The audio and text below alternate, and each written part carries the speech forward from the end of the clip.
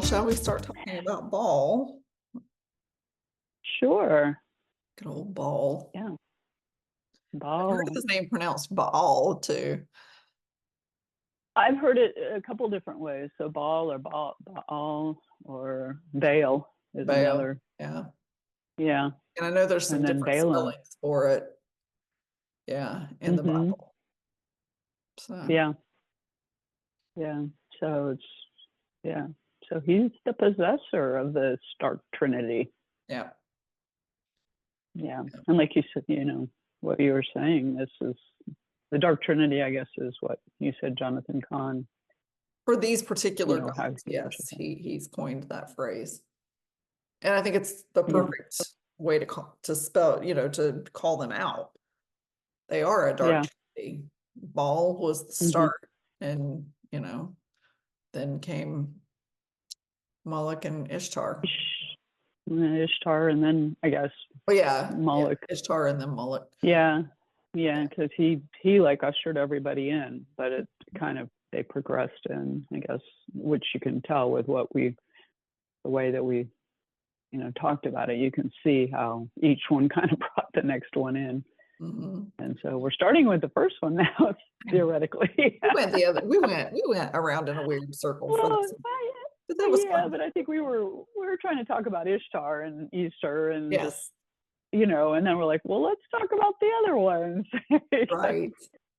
Yeah. So something that struck me this morning, actually, when I was reading up a little bit before we started recording, was that I think it's really important to remember, because I even forget sometimes the Bible is so focused, so much of the Old Testament is focused on the Israel people. But Israel came in during Moses's time in the Bible, and Moses comes in Genesis. I understand that, but there were a lot of people prior to that were just walking Gentiles, or whatever you want to call them, sinners. So we have to remember that, prior to Israel being formed, we had Sodom and Gomorrah, we had the flood, we had, the promise that God would never flood the earth again. Then we had our the Romans that enslaved the Israelites, but they weren't yet the strong people that Moses would lead them to be. They were slaves. And so these gods that we're talking about in the last 3 weeks were pre-Israel. They were being worshipped well before Israel was ever formed. And so when we talk about them, because we are focusing on today and Israel and everything else, these are Canaanite gods that were created or worshipped prior to Israel. And I wanted to really point that out, because so much of today's interest in the Christian world is focused on the Old Testament, but from Moses on, and not really thinking about pre-Moses. So these gods have been around for a really, really long time. And I saw today that they have found archaeological artifacts from dating 2000 BC. And they know that there were probably much older artifacts, but they haven't found anything that are Baal related. So I just wanted to give a little history there, because I just want to make sure everyone understands that these are pre-Israel gods, that the Israelites were influenced to start worshiping by the Canaanites. So it has a cycle that we are seeing happen again today. So yeah, absolutely. Yeah. And it is interesting, because it was also the fact it's not like they didn't know God. I don't know if we should say God. We're talking about pagan gods. I know when it gets confusing when we say God or gods, but they knew who God was, and it was the turning away of God, of Yahweh, to that it left that void. And then, you know, these pagan gods came in and filled that space, and they started worshiping them. Yes. Yeah. Yeah. And Baal or Baal or however you want to pronounce his name, because it seems there's different pronunciations, but it's Baal. Mm-hmm. And yeah, so his symbol was a bull. Mm-hmm. And that, I think there were different bulls. They had the calves, right? The golden calves. You'll see that in the Bible also. And so yeah, Moses brought down the tablets and said, "Oh no, Mm-hmm. this is from God." You know? Yep. Yeah. Yep. In Second Kings, Elijah went up against the prophets of Baal, 450 of them, and Baal sat quietly while these prophets prayed and prayed to him, and then God burned all of them.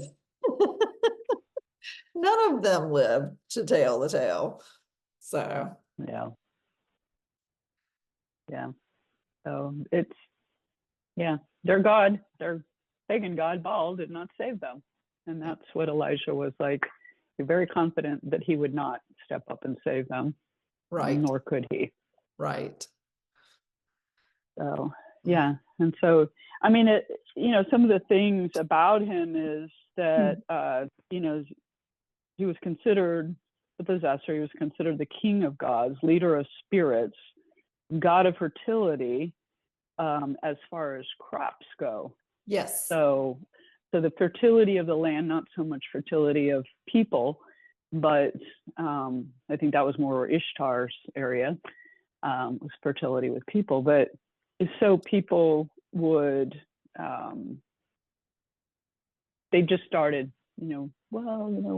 we can pray to God, but then we can also pray to this other god, Baal, to help with our crops, and so that we'll have good crops, because he was also the god of water, the master, Lord of rain and master of waters. Yeah, I read that they caused the earth to bear fruit. Yeah. So yeah, I think one thing that I saw also was that one of the symbols was also a crescent, which I thought was interesting. Did not see that. Yeah. So, and something related, he was also mentioned in the Quran. So that's very interesting. And Islamic culture knew who Baal was as well. Okay. So that, yeah. So I found that interesting. I heard that this morning, so we may have to look and see is that true. Yeah. Yeah. That's so, really interesting. Yeah. So I think, and so like I was telling Leigh Ann before we started, that I was listening. I searched YouTube for Baal. I was like, what will I get? Let's see. And it was really interesting, because one of the things that I did get was Cat Williams, and he comes up and he says he loves history. He loves history because it's a circle, and you know what's going to happen because it always comes back around, and that's what we're seeing right now. Yeah, is how it's come back around. Yep. And so, yeah. Yeah. So like Sheri was saying, Baal was represented through the calf or the bull. And back then they would make these casts and they would have them around, and they would even erect huge, what's the word I'm trying to say? Like temples almost for these gods. And they would, that's where they would go to do their worshiping. If you didn't see our episode from last week on Moloch, there's in the video itself, we dropped a picture of what the statue looked like that was Moloch, and that's where they sacrificed children. And so Baal was he was the possessor. He's the reason that people turn away from God. He's the influencer, for lack of a better word. And so these other two gods would come in and the sacrifice would happen. And so ultimately They would, Ishtar, the kind of circle being formed, the Ishtar would be the goddess of prostitution. They would go and have lots of orgies, lots of sex, and women would get pregnant and they would have these babies, and then they would sacrifice these babies, because the purpose of it all was to, have fortitude, have crops, have wealth, have, no starvation, no sickness, things like that. And so they believed that by doing these acts and these worship events, that they would have these fruitful lives.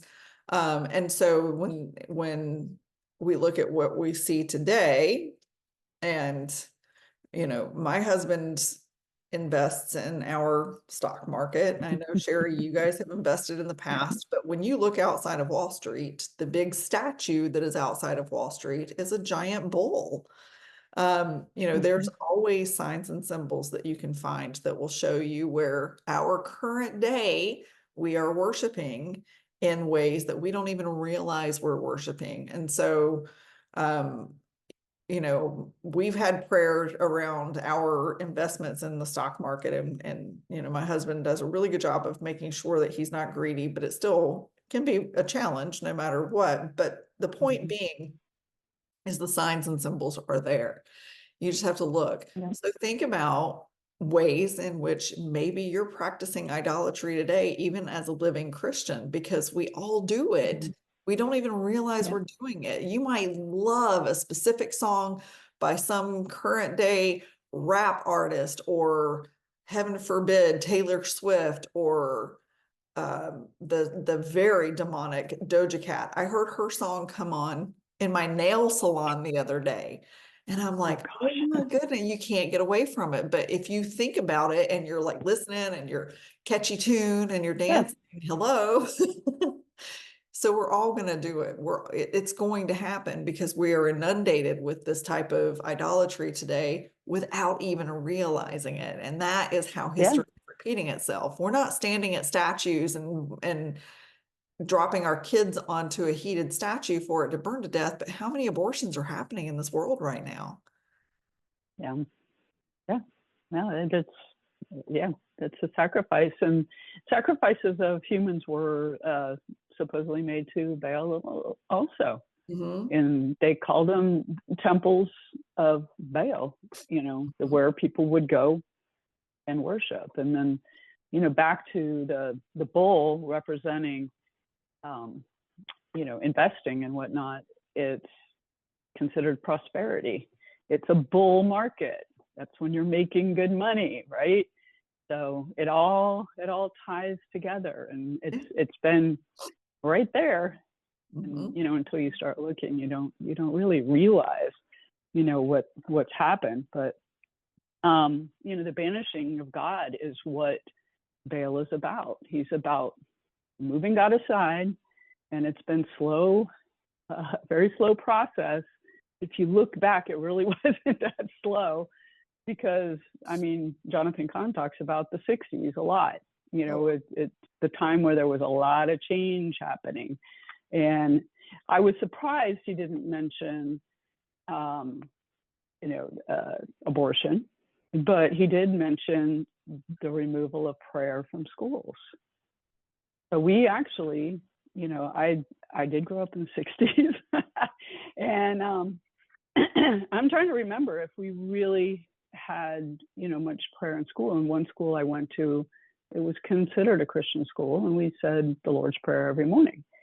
That was probably about the extent of it, but that's when I was in like 4th, 5th, and 6th grade.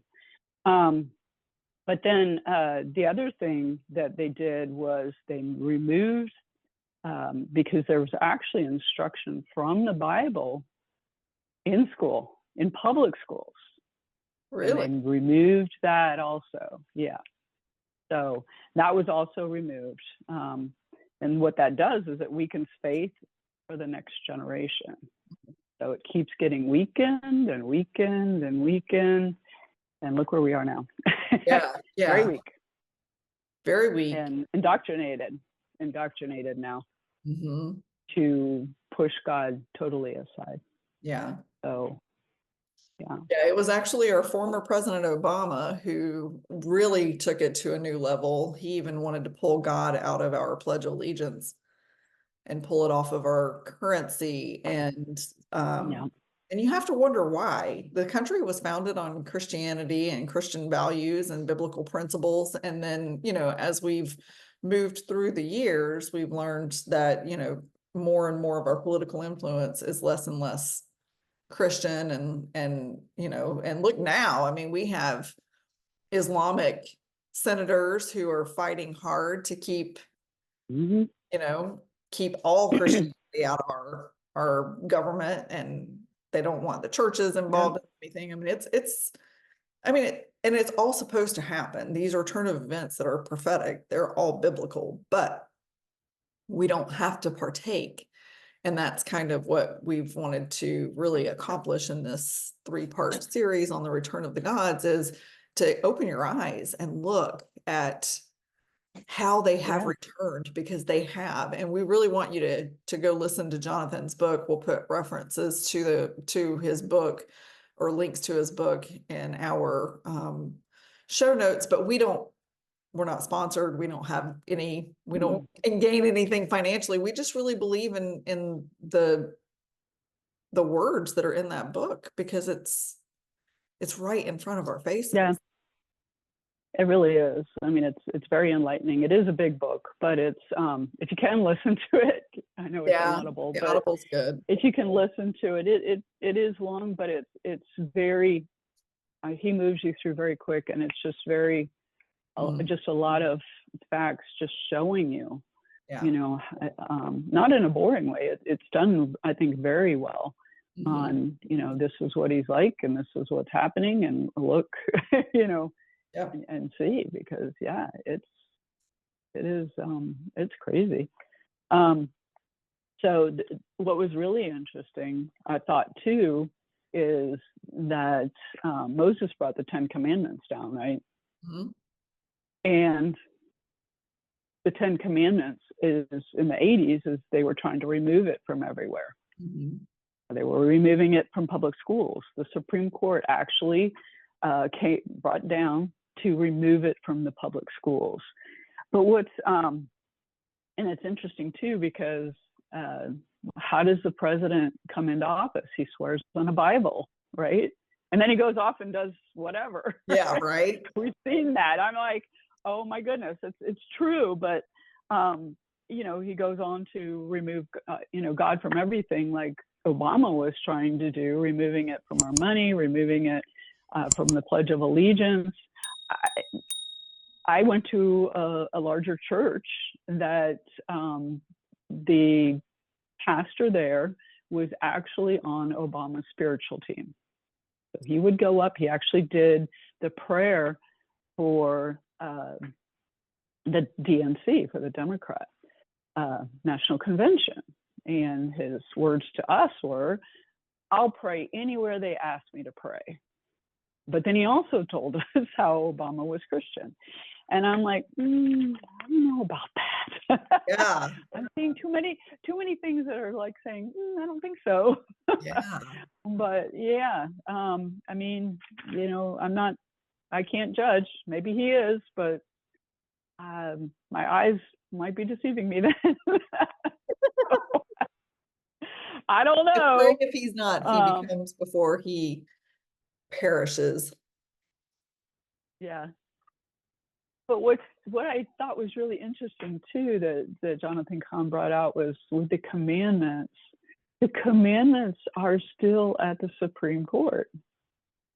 They're still in Congress. They're still there. And the other thing that I thought was really interesting is there's a picture of Moses looking down. Yes, picture of Moses in the Supreme Court looking down, and and then they said there's a picture of Moses. We got to go back and look at this, when over the Speaker of the House and over where so when President Biden gave his little State of the Union, supposedly there's a picture of Moses looking down, and all other pictures, I believe it was there, that all of the pictures, the people are looking toward Moses. And I thought, oh, well, that's very interesting. But Moses is looking down with like, you better do the right thing there, buddy. So, Wow. Yeah, I good know. for I was him. like, that's amazing. That But is so cool. mhm. So, but they're, I mean, honestly, with Vol, they're trying to remove God, and they're doing an excellent job of They doing that. And are. it's just people are not seeing it. There's just been so many other idols that have been put in the way, like you said, that we're worshiping technology as one, you know. Technology, music, television. We had dinner with some friends the other night, and they watch more television than anybody I've ever known in my life. And there's not a show out that they can't tell you about. And wow, the TV. Mm-hmm.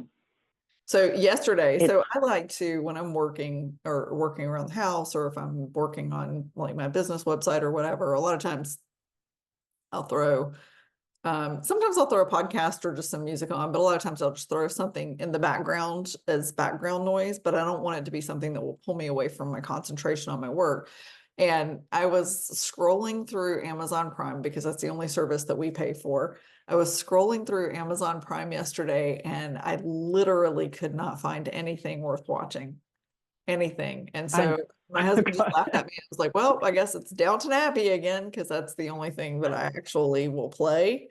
And that's literally the only television that I have any interest in watching. And even Downton Abbey, I mean, it's a historical I mean, it's a historical series, and it even it shows non-biblical things like, a pregnant lady wanting to have an abortion in the 20s, and that was not, she ended up not doing it, but homosexuality, but nothing graphic, thank goodness.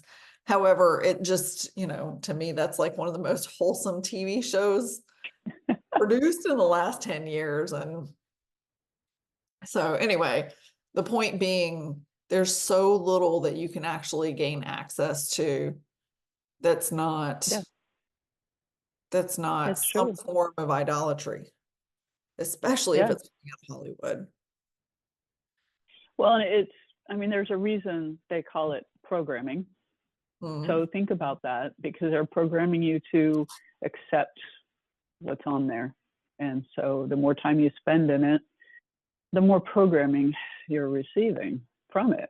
yeah. And Lane's like up in arms. He goes, there's not a commercial that comes on that you don't have, gay people in. He's Not like, anymore. it's all in TV shows. I don't watch any TV. I haven't for years and years and years. There's no shows that I will, even like Downton Abbey. I've never seen it. So I've heard of it, and it sounds like it's a fun show. I would probably enjoy it. You But probably would, but I don't blame you for not yeah. watching. No, I haven't watched TV in like years. I mean, years and years and years. So I think we're not even taking we're not it, even have a television. This is my TV. Literally. yeah. It sits on the couch. I haven't been able to remove that from our existence yet. But yeah, I mean, it's like when I watched some shows, it was way back when I think Jordan was in college. Yeah. So we're talking 2012 through 16. We would sit and watch So You Think You Can Dance. Well, there you're getting programmed with the music, and you're getting, and all the things. And then, the other thing that came to my mind is think of the show American Idol. I mean, they've used these words all over the place and they're drawing us in. It's just. Oh, that reminds me. So I do watch baking shows. I love baking, and I will watch baking shows, but even my favorite baking show that comes on right now is it's the whatever season championship. So like right now it's the spring baking championship or whatever. When they did the summer baking championship last year, and I didn't watch the episode, they did one specific for LGBT for Pride Month. And I wouldn't watch it. Because it's just, again, it's the same, it's programming. It's look, we're going to put this on TV, which makes it all okay. So. Exactly. Yeah. Mm-hmm. Yeah. It's bad. It's really bad. I was trying to think of the one show that I know Jordan watched a lot, and I can't think of what it is. It was an acting show. You might know what it was, but again, it was all programming. Yeah. And I can see with my children how it was very much into drama, and how, she would watch all the different shows. And I mean, she would spend hours watching all the different shows. And, I look back now going, my child was programmed. Yeah. Yeah. They've been programmed. So as I've begun to wake up to a lot of this stuff, I watched, there was a television show called Supernatural. And this program was all about God versus Satan. I mean, that's truly what the program evolved into. Initially, it was, them fighting demons, but then it became literally God versus Satan. And even in that show, the programming for politics, I had no idea. I watched one rerun episode one day, or part of one rerun episode, and all of a sudden I hear them trash talking politics, in particular Trump. And I was like, oh my goodness, like I would have never, and I've seen every episode of that show, I would have never, ever recognized that. Just, it's so subliminal. It's so subliminal. You get so wrapped up in the storytelling that you don't hear it until you pay attention enough to hear it, but it's there. It's in your mind. So you think about people who hate specific things in this world around politics, or even clotheslines or whatever, and you're getting it from that boob tube. Yeah. Lane was telling me too about how, I can't remember which, and you might know, there was a concert, and it was an older, more from my era of music, or when I was in college, and I don't want to say the wrong name. Anyway, he was doing a concert, and he started to get political, and the people rose up. Oh, I think it was Roger Waters. Is that his name? The lead singer for Pink Floyd. No, it wasn't. That's not who it was that I can remember. And I think about it. Yeah, I'll ask Lane. Anyway, so people rose up. They didn't want to hear it, and so they shut him down. And so he goes, okay, fine. He goes, I'm just going to cut 10 songs off of my, off my show tonight. What? Right. And so the people got ticked off, and because they paid to come to this concert, they didn't come for politics. They were looking aside on this guy's politics. They may not have even known his politics, but he was trying to sway them in one way or another. And they were just like not having it. They're there to just enjoy, to get away from everything and enjoy the music they probably grew up with, and listen to this guy. And so they just flew, and he was just like, fine. And he walked off the stage. That's why I love Dolly Parton. She's like, I am paid to entertain people. They don't need to know my political opinion. They don't need to know my religious preferences. They just need to hear me sing or see me. Yeah. And that's true. As long as they're not playing satanic music. And that's crossed my mind too, is like, with the shows, and you're saying some of it's subliminal, is some of it really subliminal? And is it incorporated in, because we know how they used to be able to, if you played it backwards, you got a, a message, a satanic message. could there be another track in there that's actually programming, your mind for certain information? Because television was honestly created to do exactly what it's doing, program people. Go back and research that one.